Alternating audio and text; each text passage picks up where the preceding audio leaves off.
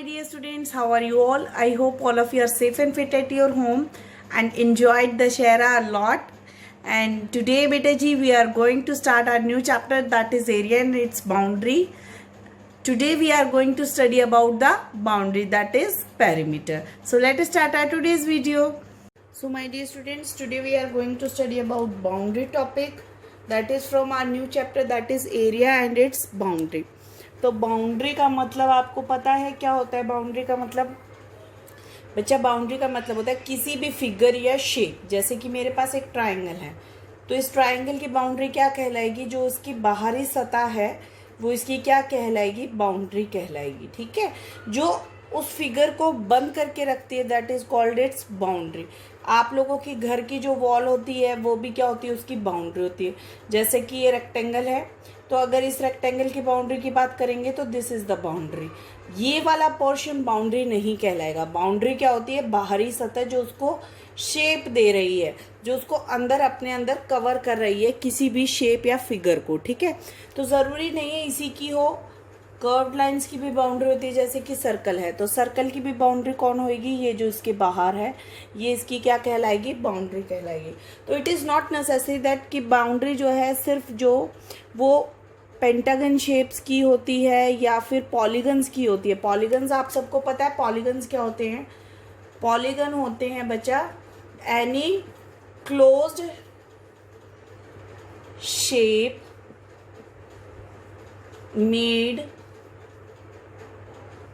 Made by line segments. जो line segments से बनाकर बंद कर दी जाती हैं शेप, उनको हम क्या बोलते हैं? पॉलीगन. तो ट्रायंगल भी एक पॉलीगन है, रेक्टेंगल भी एक पॉलीगन है, पेंटागन भी एक पॉलीगन है.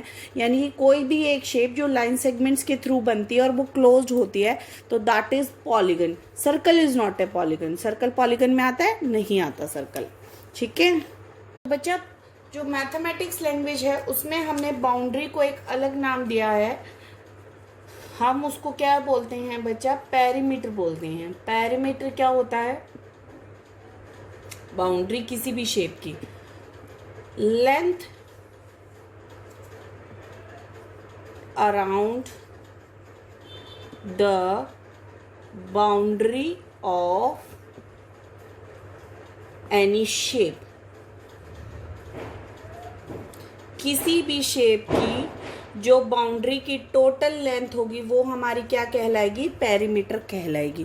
ठीक है, जो भी कोई भी शेप हो, ज़रूरी नहीं है. जैसे कि मतलब अगर हम ट्रायंगल और रेक्टेंगल को छोड़ के अलग शेप लेके चले, जैसे कि ये शेप है, तो जो इसकी भी बाउंड्री की लेंथ होगी ना बच्चा, ये जो बाउंड्री है इसकी लेंथ होगी, वो भी उसकी क्या कहलाएगी? पेरीमीटर कहलाएगी. ठीक है, तो अगर कोई और शेप है, जैसे कोई भी शेप जो लाइन सेगमेंट से बनी हो या किसी भी कर्व्ड लाइन से भी बनी हो, अगर उसकी लेंथ हमारे पास है तो वो क्या कहलाएगी? उसकी बाउंड्री की पेरीमीटर कहलाएगी. ठीक है, जैसे कि ये भी जो है इसकी बाउंड्री है शेप की, तो इसकी जो टोटल लेंथ होगी वो क्या कहलाएगी? हमारा पेरीमीटर ऑफ द शेप. क्या कहलाएगी? Perimeter of the shape. अब हम ये सोचते हैं कि पेरीमीटर ऑफ द शेप हम कैसे फाइंड करेंगे. ठीक है, तो अगर किसी भी शेप का पेरीमीटर फाइंड करना हो तो कैसे फाइंड होगा? अब हम वो स्टडी करेंगे. सपोज कीजिए बच्चा कि हमारे पास एक रेक्टेंगुलर फील्ड है. अगर मुझे उसकी पैरामीटर फाइंड करनी है तो मैं कैसे फाइंड करूँगी उसका पैरामीटर? मेरे पास क्या होना चाहिए? टोटल लेंथ होनी चाहिए इस रेक्टेंगल की बाउंड्री की. तो मैं इसको कैसे मेज़र करूँगी? यूजिंग ए मेजरिंग टेप और यूजिंग ए स्केल. तो जैसे मैंने स्केल से इसकी लेंथ को मेज़र कर लिया कि इसकी लेंथ है 11.5 और इसकी ब्रेड्थ है 6. ठीक है, तो ये साइड 11.5 है इसकी, ये 6 है इसकी. अब नीचे वाली देखते हैं हम. ये रेक्टेंगल है, वैसे तो सेम ही मिलेंगी, 11.5 है. सिमिलरली ये वाली भी क्या हो जाएगी? इसकी 6 साइड. तो अगर मुझे इसका पैरामीटर फाइंड करना है तो पैरामीटर के लिए मैं फॉर्मूला लगाऊंगी सम ऑफ ऑल द साइड्स. यानी कि पैरामीटर कहता है total length of the boundary. तो टोटल लेंथ का मतलब क्या है? पूरी बाउंड्री की लेंथ. तो सम ऑफ ऑल साइड्स, अगर हम सभी साइड्स को प्लस कर दें उनकी लेंथ को, तो हमें क्या मिल जाएगा? उसका पैरामीटर. जैसे कि 11.5 प्लस 6 प्लस 11.5 एंड +6। जब हम इन सबको एडअप करेंगे तो हमें इसका क्या मिलेगा, पेरीमीटर मिलेगा, क्योंकि पेरीमीटर कहता है the sum of all the sides. तो जब हम इन सबको ऐड करेंगे तो हमें मिल जाएगा 35 सेंटीमीटर, यानी कि the length of the boundary of a rectangle is 35 centimetre. अब ज़रूरी तो नहीं है कि हमारी सारी बाउंड्री ट्राइंगल हो, रेक्टेंगल हो, जिसको हम मेज़र कर सकते हैं यूजिंग स्केल। हमारे पास तो कर्व्ड लाइंस को लेकर भी अगर बाउंड्री आएगी तो हम उसका भी पेरीमीटर फाइंड कर सकते हैं। वो कैसे फाइंड करेंगे, देखिए अगर मुझे किसी एक ऐसी शेप जिसमें कुछ कर्व्ड यूज़ हो रहा है, इस शेप का अगर मुझे पेरीमीटर फाइंड करना है तो मैं क्या करूँगी, शेप को पेरीमीटर फाइंड करने के लिए फिर से I will use the scale. जैसे ही मैंने स्केल यूज़ किया तो मैंने स्केल से मेज़र कर लिया इसकी लेंथ कितनी है, इसकी कितनी है और इसकी कितनी है, ये तो मेज़र हो जाएगा। लेकिन जो ये आगे हमारा सेमी सर्कल टाइप में बना हुआ है, क्या मैं इसको मेज़र कर सकती हूँ इस शेप से? नहीं कर सकती। देखो स्केल रखने से क्या मुझे इसकी लेंथ और ब्रेड्थ का या किसी भी डायमेंशन का पता चलेगा? नहीं। तो अब हम इस कर्व्ड एरिया का कोई पेरीमीटर नहीं होगा? पेरीमीटर तो होगा, मैंने आपको बताया भी है कि सर्कल का भी पेरीमीटर होता है, ठीक है। तो यानी कि इसका भी पेरीमीटर मिलेगा। तो हम इस फिगर का पेरीमीटर कैसे फाइंड करेंगे, देखिए। जिसको हम लाइन सेगमेंट्स के थ्रू मेज़र कर सकते हैं, हम उसको लाइन सेगमेंट से मेज़र करेंगे। जैसे कि आपका ये लाइन सेगमेंट वाला पोर्शन है, तो I have measure this one, this is 8.5 centimetre, ठीक है। तो ये भी कितना होगा आपका 8.5 सेंटीमीटर है ये भी। अब ये छोटे वाली जो हम लेंथ है इसको मेज़र करते हैं बच्चा। जैसे हमने स्केल को यहाँ रखा, इट इज़ 3.5, क्या है ये 3.5। अब बच्चा हमारे पास ये सेमी सर्कल वाला एरिया, तो हम इसको कैसे मेज़र करेंगे? इसको हम मेज़र करेंगे थ्रेड से। थ्रेड को कैसे यूज़ करेंगे, हम स्टार्टिंग टिप पे रखेंगे थ्रेड को और कवर करेंगे फिर बाउंड्री को। देखिए ऐसे, जैसे मैंने स्टार्टिंग टिप पे रख दिया इस थ्रेड को, यहाँ से स्टार्ट हो रहा है हमारा ये semi circle, and I covered the complete shape using this thread. Exactly मैंने इस शेप के ऊपर ही लगाया थ्रेड को, ठीक है। मैंने थ्रेड को लगा दिया शेप के ऊपर। तो अब मेरे पास यहाँ तक यूज्ड थ्रेड है, यानी कि ये थ्रेड जो है मेरी यूज़ हो चुकी है, ये थ्रेड मेरी यूज़ हो चुकी है। आप देख सकते हैं इतनी थ्रेड यूज़ हुई है बच्चा। और जो ये पोर्शन बच गया ये हमारा रिमेनिंग है। तो जो इस थ्रेड की लेंथ होगी, जो यूज्ड थ्रेड की लेंथ है, वो हमें क्या देगी, इसकी पूरी लेंथ देगी, कर्व्ड एरिया की लेंथ देगी, ठीक है। तो इसको हम कैसे मेज़र कर सकते हैं? मेजरिंग टेप से भी कर सकते हैं, और we can use again the ruler. तो जैसे ही मैंने इसको मेज़र किया 15 यहाँ पर एंड हो गया, ठीक है, 15 centimetre here and then 3 centimetre more. तो 15 + 13 दैट इज 18 सेंटीमीटर।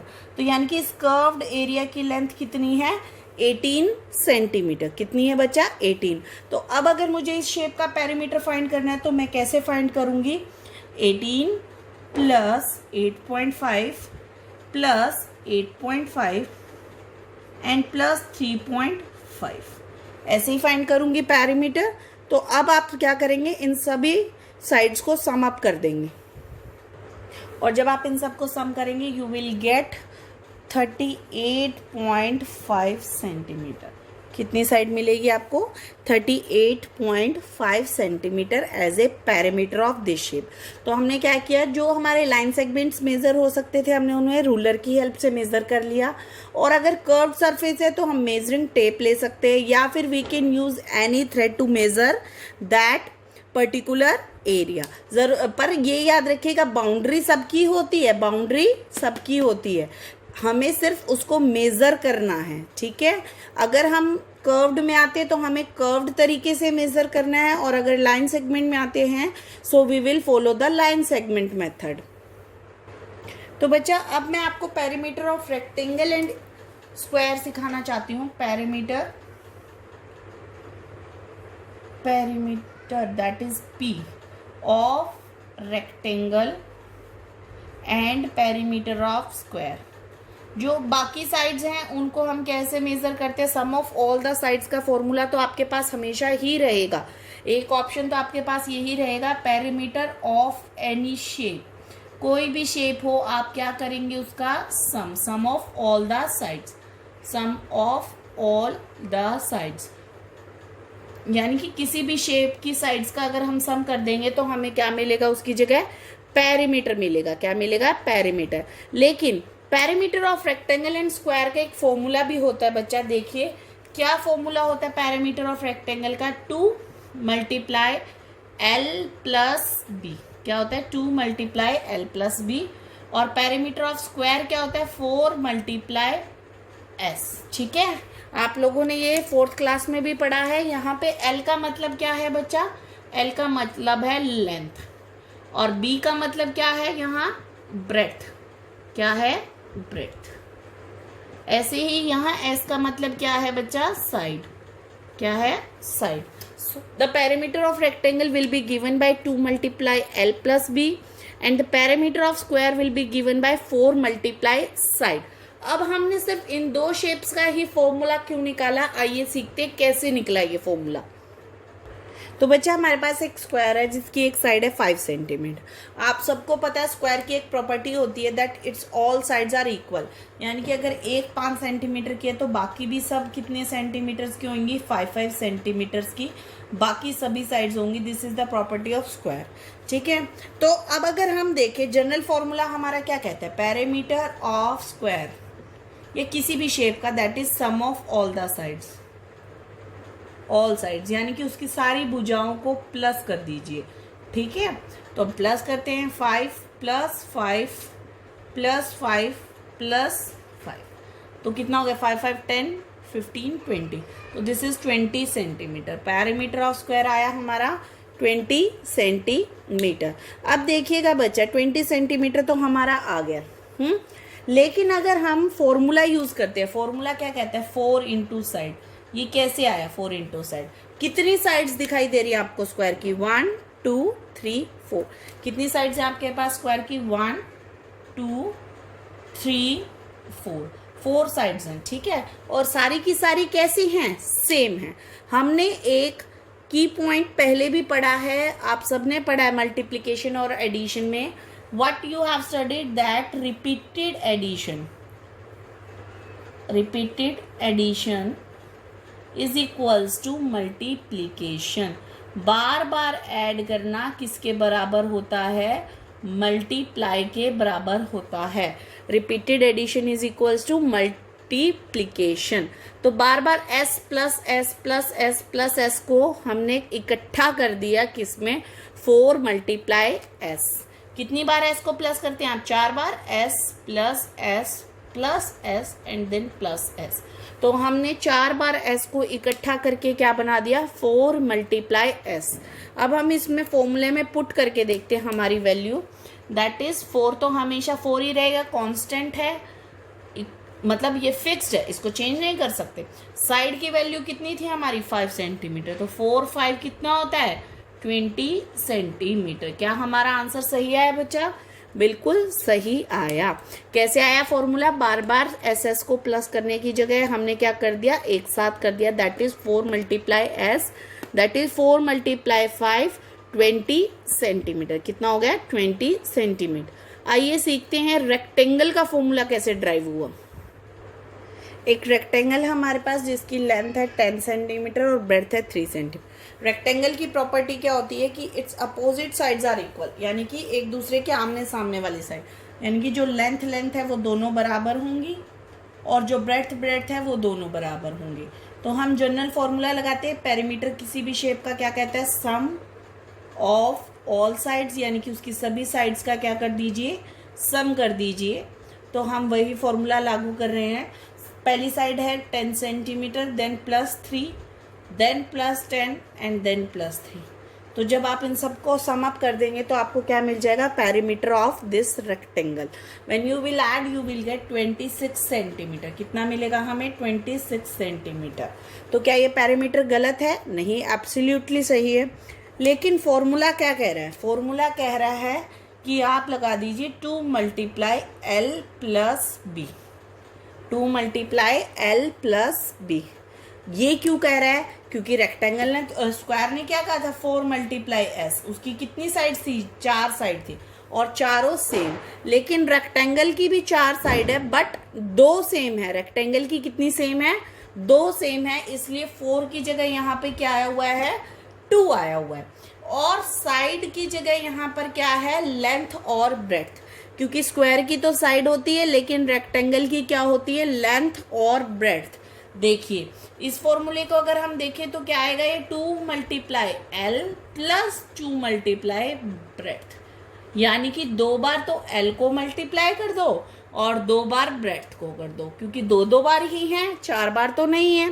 तो एस कितने टुकड़ों में टूट गए, यहाँ पर 2 टुकड़ों में। अगर 2 टुकड़ों में एस टूटा है तो 4 भी कितने टुकड़ों में टूटेगा, 2 पार्ट्स में।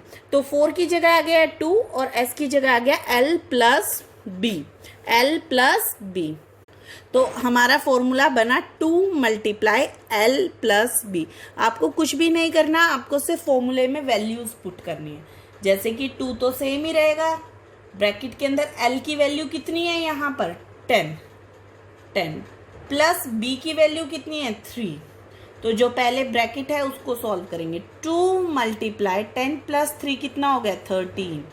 अब 2 को 13 से मल्टीप्लाई करेंगे तो कितना आंसर आएगा, 13 2 26 सेंटीमीटर। क्या हमारा दोनों बार में सेम आंसर आया, बिल्कुल सेम आंसर आया। That means our calculation is correct. चाहे हम जनरल फॉर्मूले से करें, चाहे हम पर्टिकुलर फॉर्मूला लगाकर करें, हमारी कैलकुलेशन में गड़बड़ नहीं होनी चाहिए।